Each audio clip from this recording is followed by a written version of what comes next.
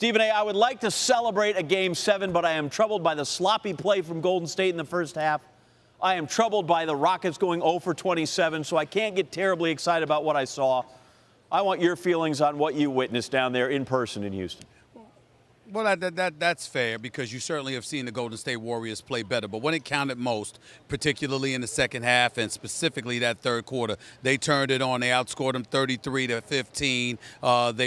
They were drilling threes from all over the place. Steph Curry was doing something. Klay Thompson was doing it along those lines. We saw Kevin Durant return to action in the second half, particularly in the fourth quarter, doing the things that he is supposed to do. And so in light of that, the better team won.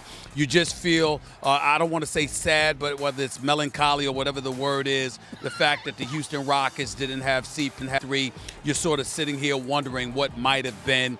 They shot 7 of 44 from three-point range. Harden shot 2 of 13. Eric Gordon shot 2 of 12. Trevor Ariza gave you 41 minutes and didn't score a single point. Missed all 12 of his shots, all 9 of his three-pointers. With CP3 out, and James Harden having the responsibility he had, you simply cannot be that off kilter. And that's what he was. Combine that with the 5 turnovers James Harden had. 3 were in the fourth quarter in pivotal stretches when they could have been on a run, and his turnovers derailed it.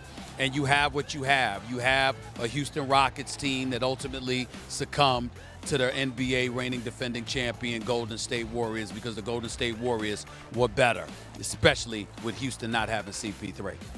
Okay, no Paul. We can't worry about what wasn't there. We can look ahead. We get a 4th installment now, Cavaliers, Golden State.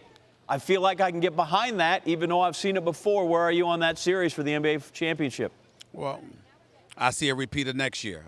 Last year, rather. I see a 5-game series. I think that the greatness of LeBron James mandates that you show him the respect of giving him 1 game because he's so great and he's so phenomenal. He's the greatest player of this generation. You have to assume that somehow, some way, they can inspire you to get at least 1 game. I'd be shocked if Cleveland could deliver more than that, because if you couldn't deliver more than 1 game, having with Kyrie Irving as your sidekick last year, I don't know what you're going to do this go round. Certainly it's going to help to have Kevin Love out of concussion protocol.